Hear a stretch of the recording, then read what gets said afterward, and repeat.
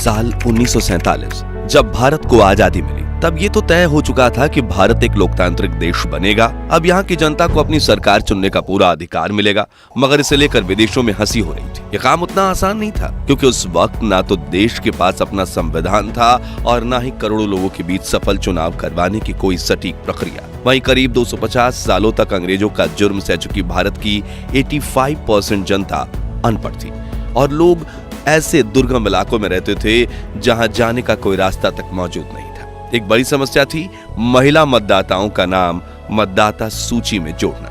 उस वक्त बहुत सी महिलाओं को अपने नाम बताने में झिझक थी। वो अपने नाम को किसी की बेटी या किसी की पत्नी कहलाना अधिक पसंद करती थी, जिसका परिणाम ये हुआ कि करीब 80 लाख महिलाओं का नाम मतदाता सूची में नहीं लिखा जा सका। चुनाव आयोग का प्रयास था कि हर मतदाता का नाम मतदाता सूची में लिखा जाए। हालांकि कई विकसित कहे जाने वाले देशों में महिलाओं और गरीब मजदूरों को वोटिंग का अधिकार नहीं था। वैसे तो भारत का ये फैसला कई मायनों में काफी अहम था, लेकिन पहली ही बार में करोड़ों वोटर्स से मतदान करवाना और उन्हें मैनुअली यानी हाथों से गिनकर रिजल्ट देना कोई मामूली खेल नहीं था।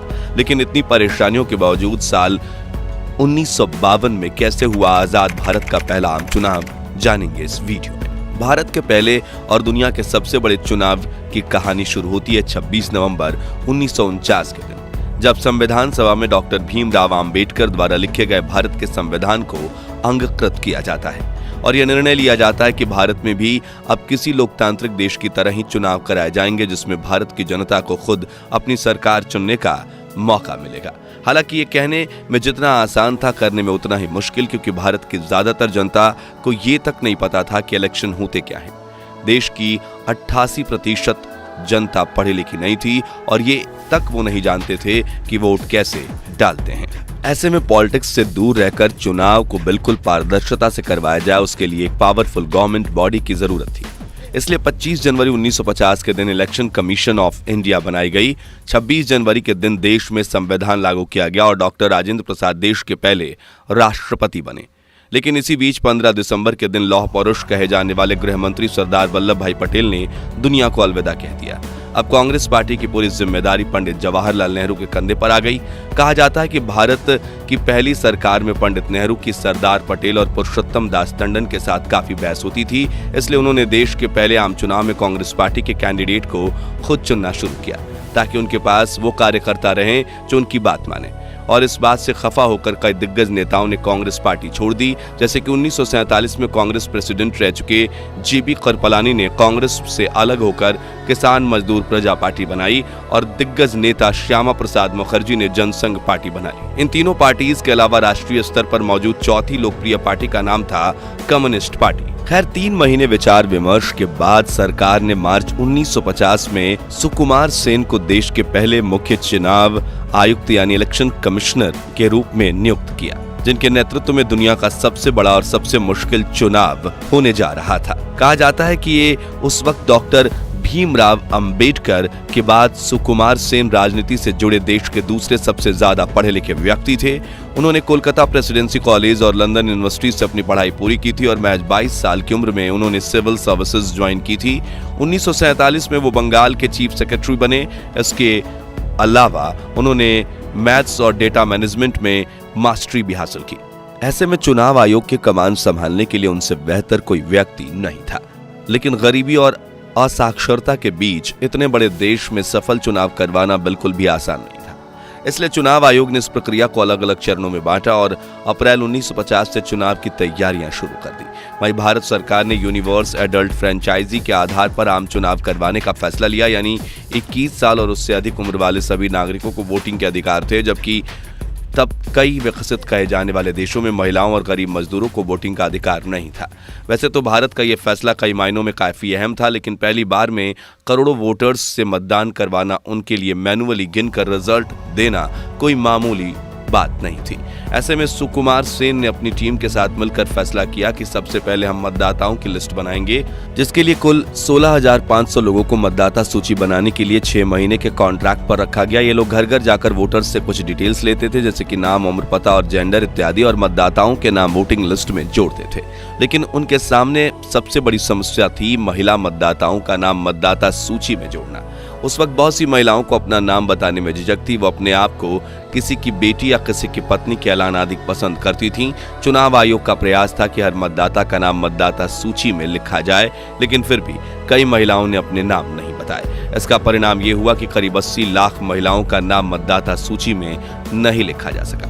मतदाता सूची बनाने के बाद अगला चरण था मतदान केंद्र बनाना, जिसे लेकर रामचंद्र गुहा अपनी किताब इंडिया आफ्टर गांधी में लिखते हैं कि पूरे भारत में कुल 2,24,000 मतदान केंद्र बनाए गए थे।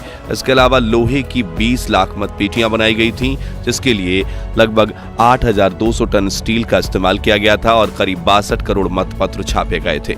इसलिए भारत के कुछ इलाके ऐसे भी थे जहां मतपेटियां पहुंचाना काफी मुश्किल था। ऐसे में कुछ दुर्गम पहाड़ी इलाकों में मतपेटियां पहुंचाने के लिए खास तौर से पुलों का निर्माण किया जाना था, जबकि हिंद महासागर के कुछ महाद्वीपों में मतदाता सूची पहुंचाने के लिए नौसैनिक पोतों का इस्तेमाल किया गया।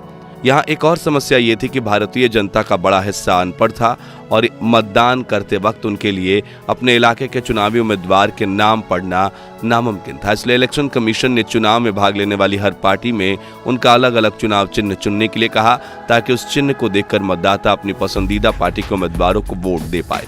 वहीं पिछले 250 सालों से गुलामी की बेड़ियों में बंधे भारत का यह आजादी का पहला चुनाव था। ऐसे में सभी मतदाताओं को यही सवाल था कि आखिर वोटिंग कैसे करते हैं, जिसके लिए चुनाव आयोग ने इलेक्शन प्रोसेस पर कई एड्स बनाए। 3000 सिनेमा घरों में इसे चलाया गया। साथ ही रेडियो पर भी मतदाताओं को चुनाव के बारे में समझाया जाता था और देश भर में चुनाव को लाखों पोस्टर्स भी लगाकर समझाया गया। इसी तरह अगले 2 सालों तक भारत की जनता तक चुनाव से जुड़ी हर जरूरी जानकारी पहुंचाई गई और अब जनता अपनी सरकार चुनने के लिए तैयार थी। जहां एक तरफ इलेक्शन कमीशन ऑफ इंडिया चुनाव की तैयारियों में लगी थी, वहीं दूसरी तरफ सभी पॉलिटिकल पार्टीज अपने प्रचार में लग चुकी थी। हर तरफ सभाएं आयोजित की जा रही थीं, रैलियां निकाली जा रही थी और भाषण दिए जा रहे थे। इसी तरह समग्र भारत में इतना रोमांचक माहौल बन गया कि पहली बार चुनाव देख रही जनता के लिए किसी त्योहार से कम नहीं था। उस वक्त 14 राष्ट्रीय पार्टियों ने 40 क्षेत्रीय पार्टियों ने चुनाव में हिस्सा लिया, जिसमें से कांग्रेस, सोशलिस्ट पार्टी, भारतीय जनसंघ और कम्युनिस्ट पार्टी चुनाव में भाग लेने वाली सबसे दिग्गज पार्टियां थी। कांग्रेस की तरफ से मुख्य प्रचारक प्रधानमंत्री जवाहरलाल नेहरू और लाल बहादुर शास्त्री थे। वहीं सोशलिस्ट पार्टी के प्रमुख चेहरों में राम मनोहर लोहिया, जयप्रकाश नारायण का नाम शुमार था, जबकि जनसंघ का नेतृत्व श्यामा प्रसाद मुखर्जी कर रहे थे। 1 अक्टूबर 1952 के दिन पंडित नेहरू का पहला चुनाव प्रचार अभियान शुरू हुआ और अगले 9 महीने में जवाहरलाल नेहरू ने देश के कोने कोने में चुनाव प्रचार किया, जिसमें उन्होंने 25,000 मील की दूरी तय की, जिसमें 18,000 मील का सफर हवाई रास्ते से, 5200 मील का कारों से और 1600 मील रेल और यहाँ तक कि 90 मील रास्ता उन्होंने नावों में बैठकर भी तय किया। नेहरू का पहला चुनावी भाषण पंजाब के लुधियाना में हुआ था। इसमें उन्होंने सांप्रदायिक दलों पर हमला बोलते हुए कहा कि वे लोग हिंदू, सिख और संस्कृति के नाम पर सांप्रदायिकता को बढ़ावा दे रहे हैं, जैसा एक जमाने में मुस्लिम लीग ने किया था। दिल्ली में दिए हुए दूसरे भाषण में उन्होंने घोषणा की कि अगर कोई शख्स धर्म के नाम पर किसी दूसरे शख्स पर हाथ उठाता है, उससे वो अपनी आखिरी सांस तक लड़ेंगे। वहीं अंबाला में उन्होंने महिलाओं से अपील की कि वो पर्दे की प्रथा को छोड़कर देश के निर्माण में आगे आएं। इसी तरह चुनाव प्रचार के दौरान नेहरू ने करीब 2 करोड़ लोगों को सीधे संबोधित किया और करीब इतने ही लोग उनकी सिर्फ एक झलक के लिए सड़कों के दोनों ओर खड़े थे। बता दें कि उस समय कांग्रेस के टिकट के लिए बहुत मारामारी थी, क्योंकि लोगों का मानना था कि इस टिकट पर एक बिजली का खंभा भी चुनाव जीत जाएगा। यूं तो सभी पार्टी जनसभाएं कर चुनाव प्रचार कर रही थी, लेकिन कम्युनिस्ट पार्टी अकेली पार्टी थी जिसको रेडियो पर प्रचार करने का मौका मिला, वो भी आकाशवाणी पर नहीं बल्कि रेडियो मॉस्को पर। खैर, दिल्ली में इलेक्शन कमीशन ने चुनाव करवाने के लिए करीब 56,000 लोगों को प्रिजाइडिंग ऑफिसर के तौर पर चुना, जबकि उनकी मदद के लिए 2,28,000 सहायकों और 2,24,000 पुलिसकर्मियों को तैनात किया गया। वोटिंग की प्रोसेस काफी सिंपल थी।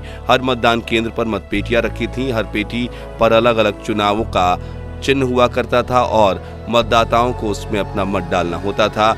लेकिन यहाँ कोई मतदाता 2 बार मत ना कर दे, इसलिए भारतीय मतदाताओं ने ऐसी स्याही बनाई जो मतदाताओं की उंगली पर 1 सप्ताह के लिए बनी रही। साथियों, आपको बता दें कि पहले चुनाव के 72 सालों बाद आज भी इलेक्शन में उसी स्याही का इस्तेमाल किया जाता है। इस तरह आजाद भारत में करीब 1.5 साल तक चुनाव की तैयारियां चली और 1952 के आम चुनाव का सबसे पहला वोट 25 अक्टूबर 1951 के दिन हिमाचल प्रदेश के चीनी तहसील में डाला गया, जिसके बाद देश के हर दूसरे भागों में जनवरी और फरवरी 1952 में मतदान करवाया गया, जिसमें मतदाताओं ने बढ़ चढ़ कर हिस्सा लिया। साथियों, ये कोई छोटी बात नहीं। पूरे देश में व्यापक अशिक्षा के बावजूद करीब 45.7% मतदाताओं ने अपने मताधिकार का इस्तेमाल किया। 68 चरणों में कुल 17,32,12,343 वोट हुए और प्रत्येक मतदाता पर केवल 60 पैसे का खर्च आया। इस तरह देश के पहले इलेक्शन में कुल मिलाकर करीब 4,500 सीटों के लिए चुनाव हुआ था, जिसमें 499 सीटें लोकसभा की थीं। इस तरह ब्रिटेन, अमेरिका और चीन जैसे देश ये जो आस लगाए बैठे थे कि भारत में पहला चुनाव असफल होगा और भारत का लोकतंत्र टूटकर बिखर जाएगा, उनकी उम्मीदों पर पानी फिर गया और मजबूत हिंदुस्तानियों ने अपने पहले चुनाव को सफलतापूर्वक अपने अंजाम तक पहुंचाया। अब बारी थी रिजल्ट्स की, तो पंडित नेहरू की अगुवाई में चल रही कांग्रेस पार्टी ने लोकसभा में 499 सीटों में से 364 सीटों पर जीत हासिल की और भारी बहुमत से अपनी सरकार बनाई, जबकि राज्यों की विधानसभा की कुल 3,280 सीटों में 2,247 सीटों पर भी कांग्रेस ने जीत हासिल की।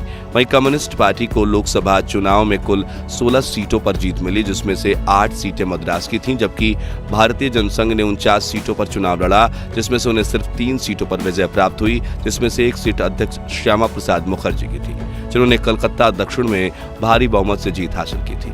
वहीं किसान मजदूर प्रजा पार्टी ने 144 सीटों पर चुनाव लड़ा और उनके सिर्फ 9 उम्मीदवार ही जीत का आनंद उठा पाए। इसके अलावा राम मनोहर लोहिया और जयप्रकाश नारायण की सोशलिस्ट पार्टी ने 254 सीटों पर चुनाव लड़ा, जिन्हें सिर्फ 12 सीटों पर ही विजय प्राप्त हुई। इसके अलावा करीब 1 दर्जन पार्टियों ने 1 से 2 सीटों पर जीत हासिल की।